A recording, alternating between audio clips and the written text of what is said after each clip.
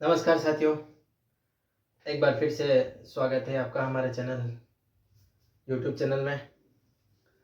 और राजस्थान की कला और संस्कृति हमने पढ़ी थी, काफ़ी क्लासें हुई थी कला संस्कृति की, जिसमें हमने संत और संप्रदाय पढ़ा था, सभ्यताएं पढ़ी थी। ये सारी चीज़ें जो हमने पढ़ी थी अच्छे से। तो आज हम पढ़ने वाले हैं राजस्थान की क्रांति, यानी 1857 की जो राजस्थान में क्रांति हुई थी वो हम पढ़ने वाले हैं। तो आज का हमारा टॉपिक रहेगा 1857 की क्रांति। राजस्थान से संबंधित जो भी क्रांति हुई थी उसके बारे में हम पढ़ेंगे।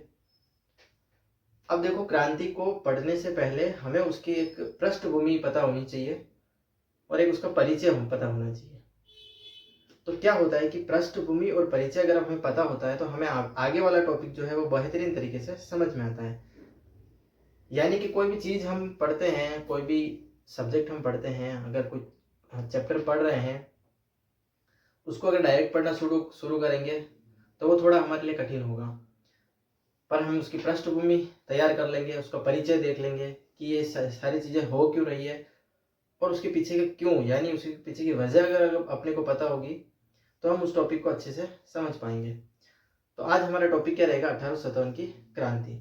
अब देखो, क्रांति पढ़ेंगे उससे पहले हम उसकी पृष्ठभूमि देखेंगे कि भाई क्रांति से पहले राजस्थान की क्या स्थिति थी, क्रांति के समय क्या स्थिति थी, उसके बाद अन्य क्या घटनाएं हुई, ये सारी चीज़ें हम पढ़ने वाले हैं। तो सबसे पहले हम शुरुआत करते हैं क्रांति की, बिल्कुल बेसिक से शुरुआत करेंगे, जीरो लेवल से। अब देखो, क्रांति हुई तो ठीक है, उससे पहले राजस्थान की स्थिति क्या थी, पूरा स्ट्रक्चर कैसा था राजस्थान का, वो हमें समझना बहुत ज़रूरी है कि किस प्रकार राजस्थान का जो प्रशासन था वो चलता था और किस प्रकार जो है प्रशासन में चीज़ें होती थी। तो सबसे पहला हम क्या पढ़ेंगे कि क्रांति से पूर्व राजस्थान का प्रशासन क्या था। क्रांति से पूर्व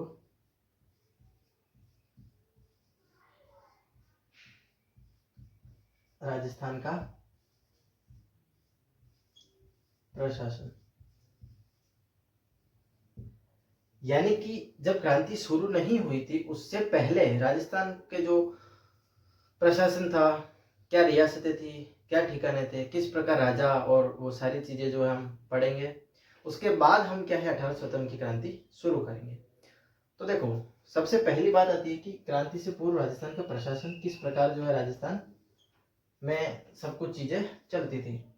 तो आप एक चीज समझिए कि ये है हमारा राजस्थान, ठीक है। अब ये जो था राजस्थान, ये एकीकरण से पहले की बात है ना, जब राजस्थान क्या हुआ, एकीकरण नहीं हुआ था, यानी मिल के पूरा राजस्थान एक नहीं बना था।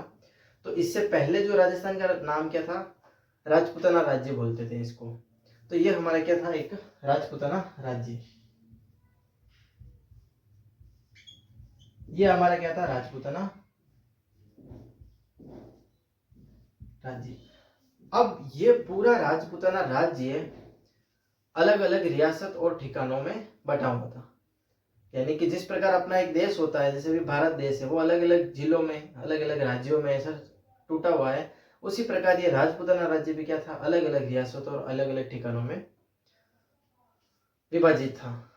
अब क्या हुआ, देखो, क्रांति की शुरुआत होती है भाई, ईस्ट इंडिया कंपनी जो थी ना, वो हमारे इस राजपूताना राज्य पर क्या करना चाहती थी, अधिकार करना चाहती थी, और एक तरीके से जो है उनके अनुसार इस राजस्थान में प्रशासन चलाना चाहती थी कि भाई सारी चीजें हमारे हिसाब से चले, हमारी सेना हो, हमारे एजेंट हो, और सब जो है हम कहे वैसा राजस्थान में होना चाहिए।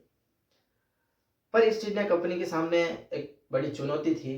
चुनौती ये थी कि ये जो पूरा राजपूताना राज्य था वो अलग अलग रियासत और अलग अलग ठिकानों में विभाजित था। तो पहली पहली बात क्या थी कि राजपूताना राज्य क्या था, अलग अलग रियासत और अलग अलग ठिकानों में विभाजित था। अलग अलग रियासतों और ठिकानों में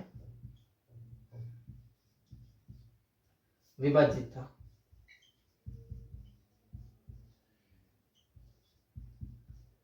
क्या था, विभाजित था। कहने का मेरा मतलब इतना है कि ये जो राजपूताना राज्य, अभी तक क्या समझे, ये राजपूताना राज्य वो अलग अलग रियासत और ठिकानों में क्या था, विभाजित था। अब देखो, अलग अलग राज्य होगा या फिर अलग अलग रियासत अलग अलग ठिकानों में विभाजित होंगे, तो उन सबकी क्या है, शासन प्रणाली भी क्या थी, अलग अलग थी। यानी कि किसी रियासत में राजा अपने हिसाब से शासन करता था, किसी ठिकाने पर ठिकानेदार अपने हिसाब से शासन करता था।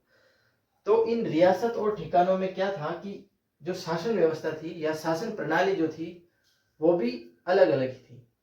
यानी कि कोई रियासत होगा उसका राजा अलग, राजा के अनुसार प्रशासन अलग, उस रियासत की सेना अलग, और उस रियासत के झंडे वगैरह जो भी चीजें थी वो सारी अलग अलग थी।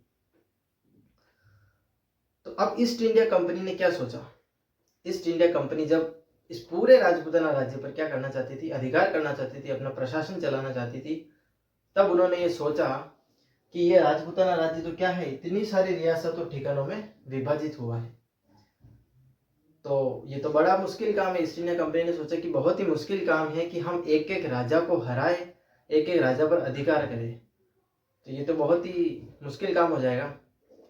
तो इस प्रकार तो हम क्या करेंगे, इस राजपूताना राज्य पर क्या करेंगे, अधिकार नहीं कर पाएंगे, या फिर हम क्या करेंगे, इस पर हमारा प्रशासन नहीं चला पाएंगे।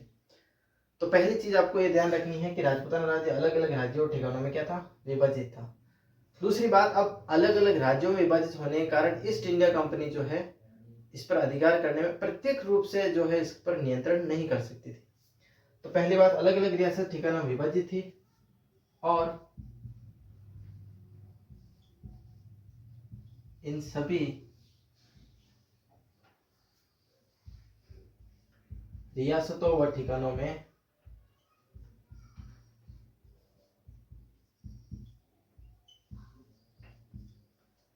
शासन प्रणाली भी कैसी थी, अलग थी। शासन प्रणाली भी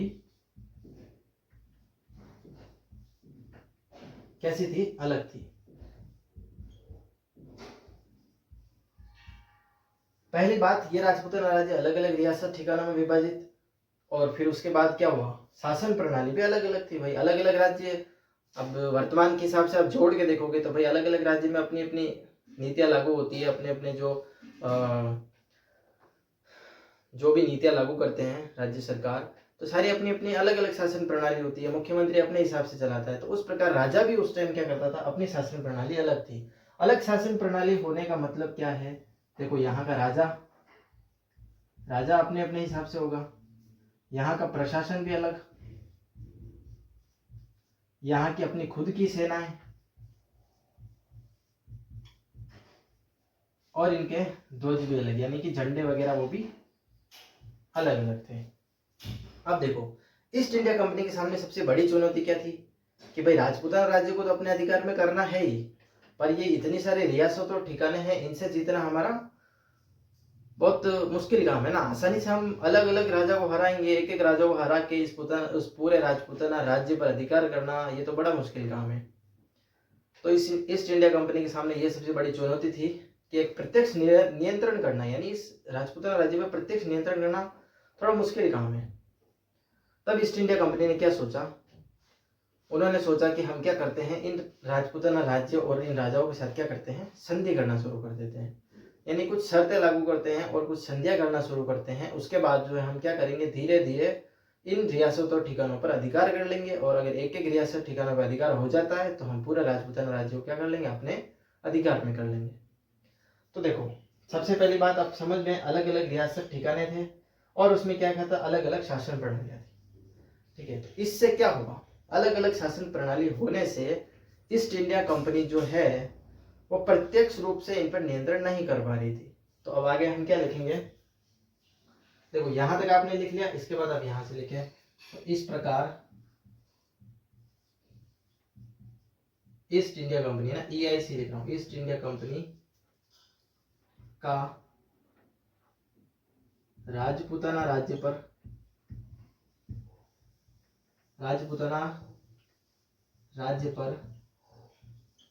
प्रत्यक्ष नियंत्रण, यानी कि डायरेक्ट नियंत्रण करना बहुत मुश्किल था। प्रत्यक्ष नियंत्रण करना, इस प्रकार क्या हुआ, ईस्ट इंडिया कंपनी का राजपूताना राज्य पर प्रत्यक्ष नियंत्रण करना संभव नहीं था, संभव नहीं था। अब संभव नहीं था, तब क्या किया ईस्ट इंडिया कंपनी ने, अलग रास्ता अपनाया, डिफरेंट वे से जो है वो इस राजस्थान, इस राजपूताना राज्य को जीतना चाहते थे, उस पर अधिकार करना चाहते थे। तो फिर क्या हुआ, इस ईस्ट इंडिया कंपनी ने क्या किया, इस कार्य को सफल बनाने के लिए राजपूताना राज्य के साथ क्या करना शुरू कर दी, संधियां करना शुरू कर दी। और बहुत सारी संधि आती है, उसमें मेटकॉफ की संधि जो है सबसे महत्वपूर्ण होती है, और उसमें जो है वो कुछ शर्तें रखते हैं। तो उन शर्तों को हम समझते हैं, फिर हम आगे कंटिन्यू करते हैं। आई होप आपको यहाँ तक समझ में आ गया होगा। सिंपल बात है, एक राजपूताना राज्य जिसमें अलग अलग रियासतें ठिकाना था, फिर उसमें शासन प्रणाली भी अलग अलग थी। तो उसके कारण क्या हुआ, ईस्ट इंडिया कंपनी को उस पर अधिकार प्रत्यक्ष नियंत्रण करना संभव नहीं था। ये चीजें आपको ध्यान में रखनी है, अलग अलग रियासतों और ठिकानों में विभाजित था। अब देखो, अब क्या हुआ, अब आगे चलते हैं। अब ऐसा हुआ कि ईस्ट इंडिया कंपनी ने क्या किया था, दूसरा रास्ता अपनाया था। दूसरा रास्ता ये अपनाया था कि उन्होंने क्या करना शुरू कर दी, इस राजपूताना राज्य के साथ संधियां करना शुरू कर दी।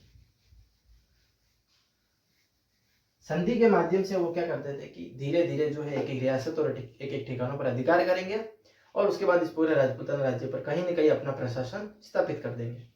तो अब सुनो, अब क्या किया इन्होंने, इस कार्य को सफल बनाने हेतु, किस कार्य को, अधिकार करना, जो इस पर प्रशासन चला, इस कार्य को सफल बनाने हेतु ईस्ट इंडिया कंपनी, ईआईसी मतलब क्या है, east India company, east India company ने राजपूताना राज्य के साथ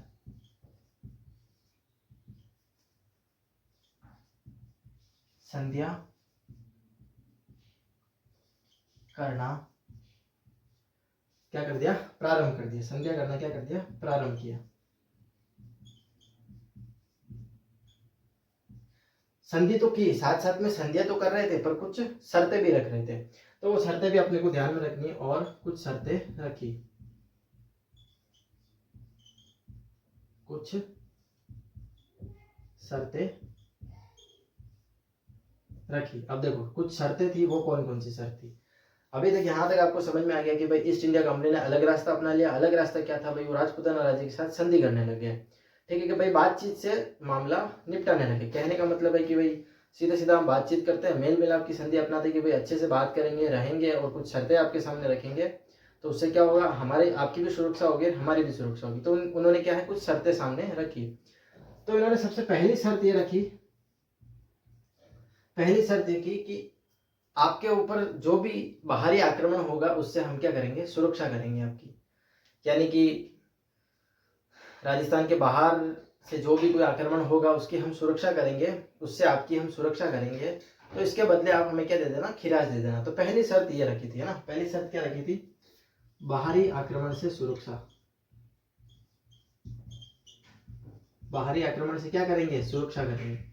ईस्ट इंडिया कंपनी वालों ने बोला कि हम क्या करेंगे, आपकी बाहरी आक्रमण से सुरक्षा करेंगे, इसके बदले आप क्या दोगे, हमें कुछ खिराज दे देना। बाहरी आक्रमण से सुरक्षा, इसके बदले कुछ खिराज लिया, इसके बदले खिराज देंगे। पहली इंपॉर्टेंट शर्त जो है वो ये थी कि बाहरी आक्रमण से सुरक्षा करेंगे, और इसके बदले आप क्या कर देना, हमें कुछ खिराज दे देना। दूसरी बात कि भाई राजाओं ने पूछा कि आप ये संधि तो कर रहे हो, पर हमारे आंतरिक मामलों में कोई भी हस्तक्षेप नहीं होना चाहिए। यानी कि हम कुछ भी सोचे, हम कुछ भी नीति लागू करें, तो आपको उसमें कोई भी प्रॉब्लम नहीं होनी चाहिए। आंतरिक मामलों में कोई आपको हस्तक्षेप करने की जरूरत नहीं है। तब उन्होंने बोला कि ठीक है, चलो ये बात भी आपकी मान लेते हैं, हम इस शर्त को भी रख लेते हैं कि आंतरिक मामलों में कोई हस्तक्षेप नहीं करेंगे। परंतु आगे जब आप क्रांति को मैं आपको पढ़ाऊंगा तो आप देखोगे कि कैसे धीरे धीरे जो है ये ईस्ट इंडिया कंपनी वाले क्या करते थे, आंतरिक मामलों में हस्तक्षेप करते थे। दूसरी बात क्या थी कि आंतरिक मामलों में हस्तक्षेप नहीं करेंगे।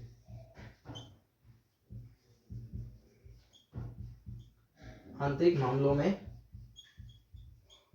हस्तक्षेप नहीं करेंगे। दो बात ये हो गई। और दूसरी बात महत्वपूर्ण, क्योंकि बाद में ये क्या करते हैं कि हस्तक्षेप करना प्रारंभ कर लेते हैं, वो मैं आपको अभी आगे समझाऊंगा।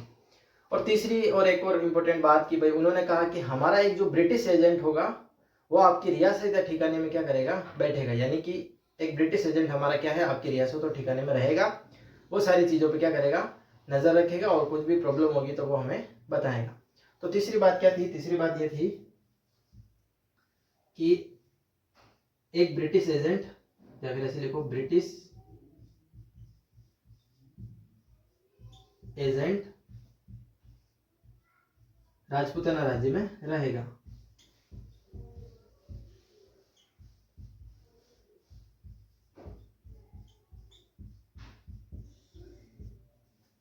क्या करेगा, ब्रिटिश एजेंट जो है वो कहाँ रहेगा, राजपूताना राज्य में रहेगा, या फिर हमारे रियासत और ठिकानों में जो भी राजधानी होगी वहां पे क्या करेगा, हमारा एक एजेंट रहेगा। तीन बातें, कौन कौन सी बात, पहली बात आपको ध्यान रखनी है कि ये देखो, बाहरी आक्रमण से सुरक्षा करेंगे हम, पहली बात उन्होंने बोली, ठीक है, तो हम क्या करेंगे, उसके बदले खिराज दे देंगे कुछ, तो क्या वो सुरक्षा करेंगे। दूसरा है कि आंतरिक मामलों में कोई हस्तक्षेप नहीं होना चाहिए, ठीक बात है। दूसरी बात भी फिर उन्होंने कहा कि भाई हमारे आपकी जो भी राजधानी होगी रियासत की, उसमें हमारा क्या होगा, एक एजेंट बैठेगा, तो वो क्या है, सारी चीजें हैंडल करेगा और हमें बताएगा। तो यहाँ तक की ये जो पृष्ठभूमि थी, इसको आप बेहतरीन तरीके से समझे, ताकि क्रांति समझने में आपको बहुत ही महत्वपूर्ण और बहुत ही आसान लगेगी। पहले पहले शुरुआत कहाँ से की थी हमने कहा था कि भाई पूरा राजपूताना राज्य अलग अलग रियासतों ठिकानों में विभाजित। उसके बाद क्या हुआ था कि भाई इन रियासतों का क्या था, अलग अलग शासन प्रणाली थी। तो ईस्ट इंडिया कंपनी ने सोचा कि इस पर अधिकार करना, इस पर प्रशासन चलाना तो क्या है, हमारे लिए दुष्कर कार्य हो जाएगा, बहुत ही मेहनत वाला काम हो जाएगा।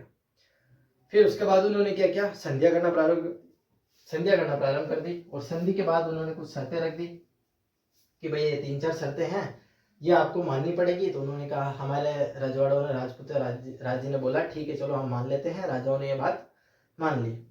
उसके बाद क्या हुआ, अब देखो यहां तक की बात लगी कि इन्होंने सामने कुछ शर्तें रख दी।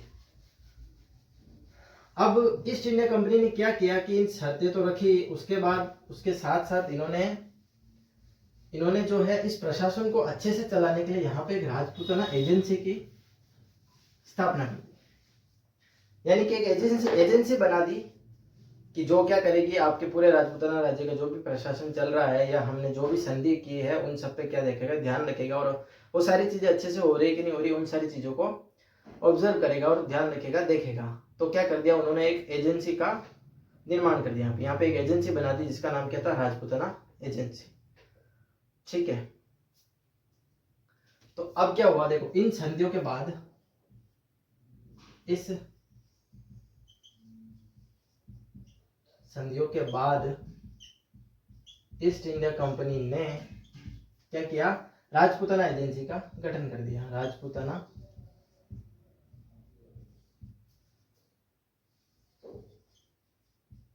एजेंसी का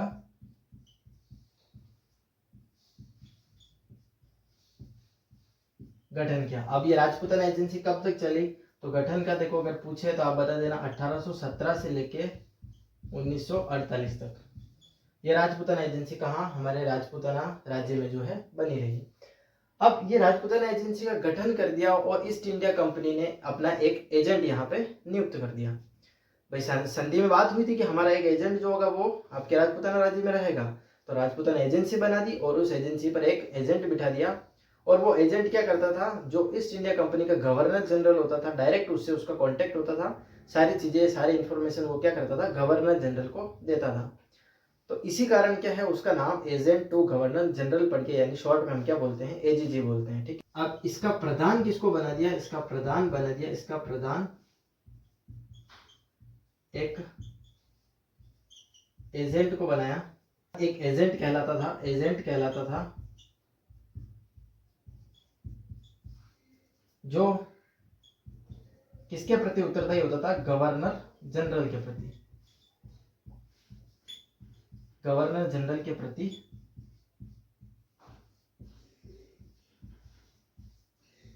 उत्तरदायी होता था। अब देखो ये एजेंट कहलाता था, और एजेंट किसके प्रति उत्तरदायी, गवर्नर जनरल, यानी शॉर्ट में क्या लिखेंगे, जीजी के प्रति उत्तरदायी होता था। इसलिए इसका नाम क्या हो गया था, एजेंट टू गवर्नर जनरल, यानी गवर्नर जनरल का एजेंट। इसलिए इसे एजीजी यानी एजेंट टू गवर्नर जनरल कहा जाता था। ठीक है, यहाँ तक की पृष्ठभूमि आपको तैयार हो जानी चाहिए, एकदम दिमाग में क्लियर हो जानी चाहिए कि पृष्ठभूमि कैसी चल रही है, कहानी क्या चल रही है।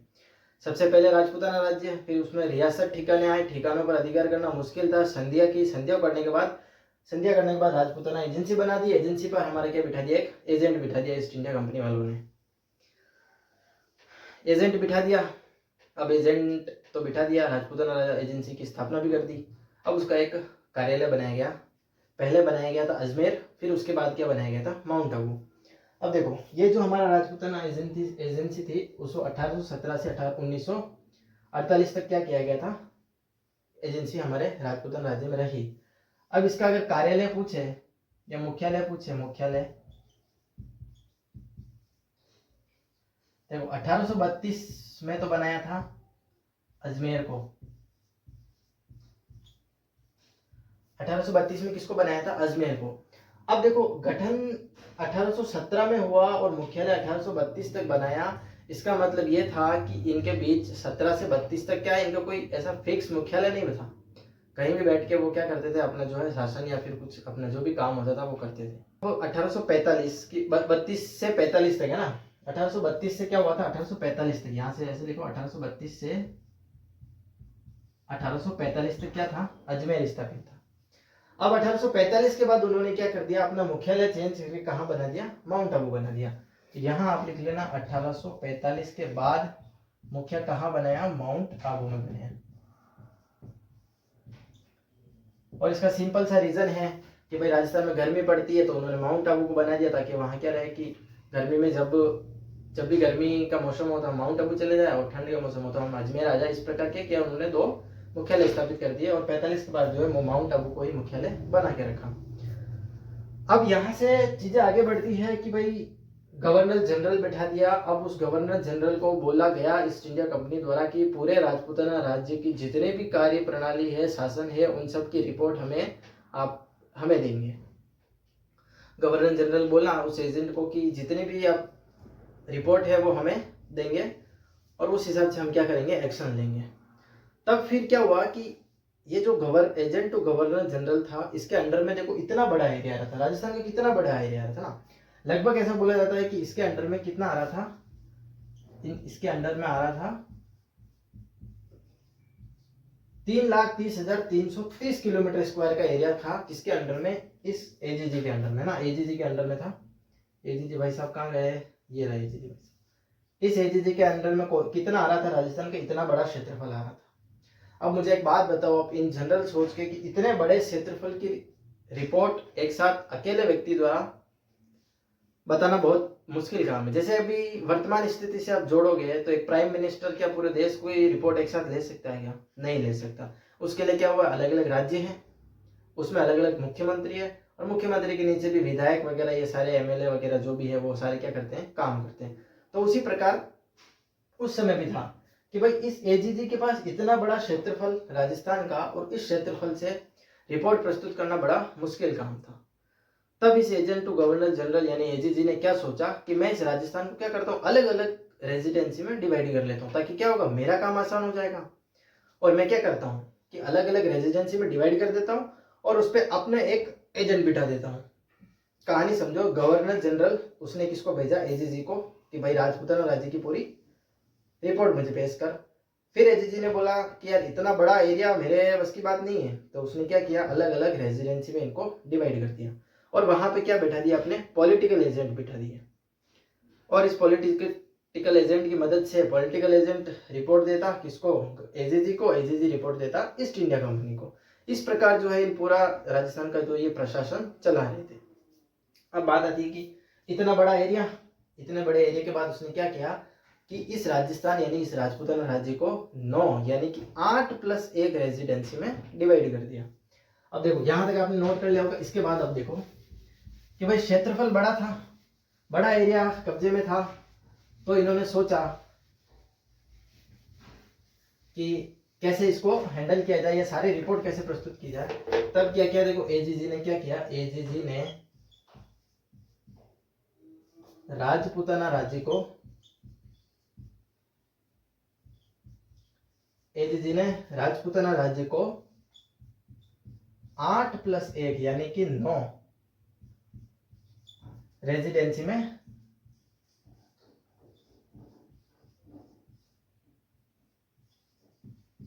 नॉन रेजिडेंसी में विभाजित कर दिया।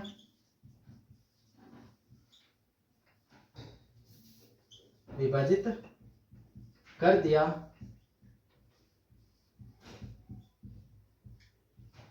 और प्रत्येक पर अपना एक पॉलिटिकल एजेंट बिठा दिया। प्रत्येक पर अपना पीए पॉलिटिकल एजेंट बैठा दिया।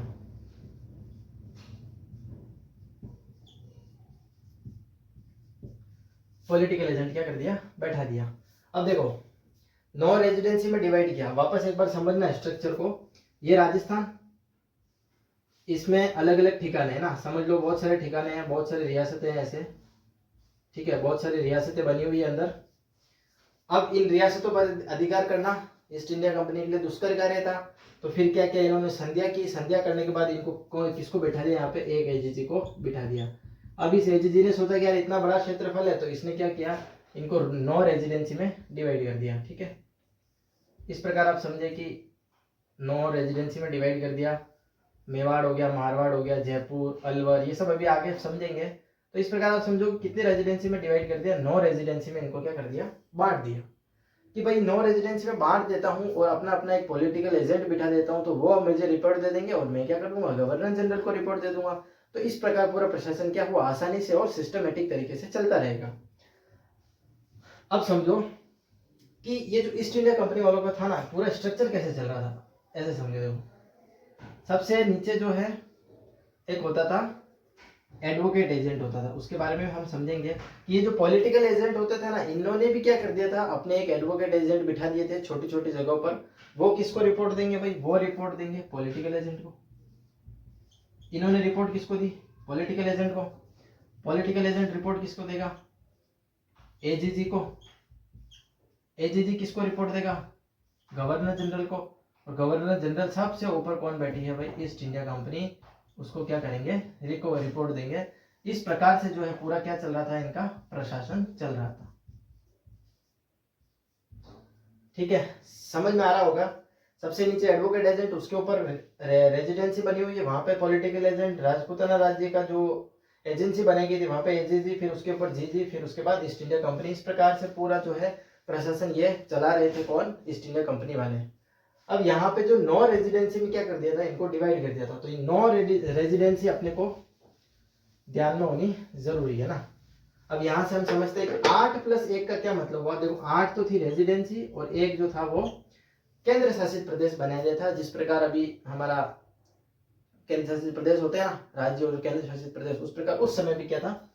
केंद्र शासित प्रदेश था और इसका नाम क्या था? अजमेर मेरवाड़ा।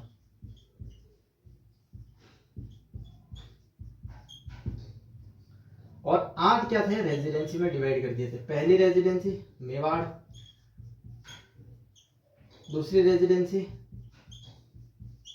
मारवाड़, थर्ड हो जाएगा जयपुर, फिर आ जाएगा बीकानेर, 5वें नंबर पे आ जाएगा अलवर, 6 नंबर पे आ जाएगा भरतपुर, 7वें पे आ जाएगा हाड़ौती टोंक रेजिडेंसी, हाड़ौती टोंक। कितने हो गए भाई? 7 हो गए। और 8 क्या बचा लास्ट में? कोटा झालावाड़ रेजिडेंसी।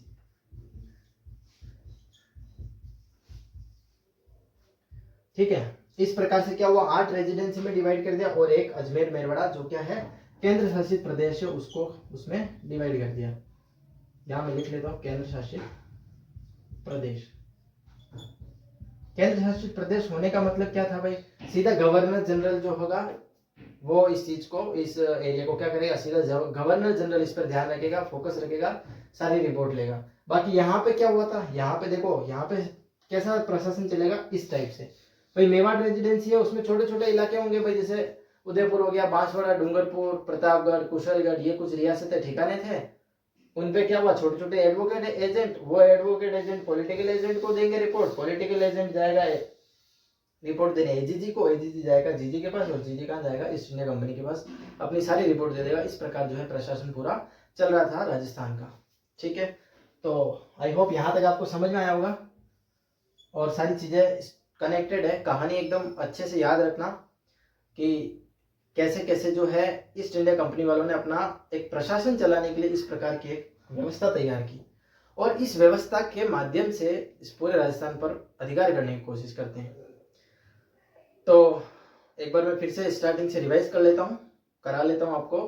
तो आज के लिए हम इतना ही पढ़ेंगे। अब नेक्स्ट हम पढ़ेंगे कि मेवाड़ में क्या था, मारवाड़ में क्या, इन सब की डिटेल पढ़ेंगे। आज के लिए बस इतना ही। उससे पहले मैं आपको वापस एक बार पूरा बता देता हूँ कि भाई ऐसे समझो कि ये पूरा राजस्थान हो गया ना, एक राजस्थान हो गया। इस राजस्थान में क्या अलग अलग रियासत है, अलग अलग ठिकाने। अब इन रियासतों और ठिकानों की शासन प्रणालियां भी कैसी थी, अलग अलग थी, मतलब अलग अलग राजा थे। तो ईस्ट इंडिया कंपनी ने सोचा कि इन सभी राजाओं को हरा के इस राजपूताना राज्य पर अधिकार करना ये तो बड़ा दुष्कर कार्य होगा, बड़ा भयंकर कार्य होगा।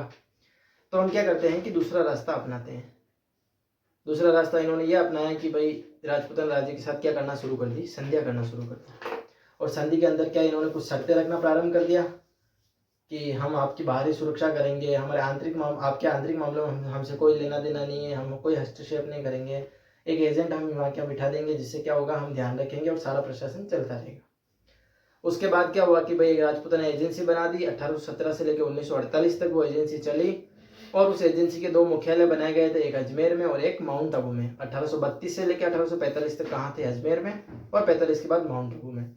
अब इस राजपूताना एजेंसी पर एक क्या कौन बैठा दिया, एजीजी बैठा दिया ना, एजीजी बैठा दिया। और एजीजी के बाद क्या हुआ कि वो एजीजी उसने कहा कि भाई इतना बड़ा क्षेत्रफल मेरे अंदर आ जाएगा तो मेरे को क्या है कि ये सारी चीज़ें मैनेज करना बड़ा मुश्किल हो जाएगा। तो उसने क्या किया कि इनको अलग अलग रेजिडेंसी में डिवाइड कर दिया, 9 रेजिडेंसी में, यानी कि 8+1, यानी एक केंद्र शासित प्रदेश जो डायरेक्ट गवर्नर जनरल के प्रति उत्तरदायी, और बाकी ये 8 रेजिडेंसी जो है इसमें कौन थे, political agent, agent to governor general और एडवोकेट एजेंट, ये सब मिलकर क्या कर रहे थे, प्रशासन चला रहे थे। और प्रशासन चलाने का क्रम आपके सामने मैंने बताया, advocate agent, political agent, agent to governor general, governor general और ईस्ट इंडिया कंपनी, इस प्रकार से पूरा प्रशासन चल रहा था और अधिकार करने की धीरे धीरे जो है कोशिश की जा रही थी। अब आगे नेक्स्ट वाली वीडियो में पढ़ेंगे। अभी आज के लिए बस इतना ही और थैंक यू सो मच, धन्यवाद। अच्छे से मैंने लिखा है आपके सामने तो अच्छे से नोट्स बनाए और पढ़े। और अगली बार जो है हम इन 8 जो रेजिडेंसी है इनके बारे में डिटेल से पढ़ेंगे कि भाई यहाँ कौन सा पॉलिटिकल एजेंट बिठाया, यहाँ कौन सा बिठाया, इस प्रकार पूरी डिटेल पढ़ेंगे। तो आज के लिए बस इतना ही, थैंक यू सो मच, धन्यवाद। मिलते हैं नेक्स्ट क्लास में।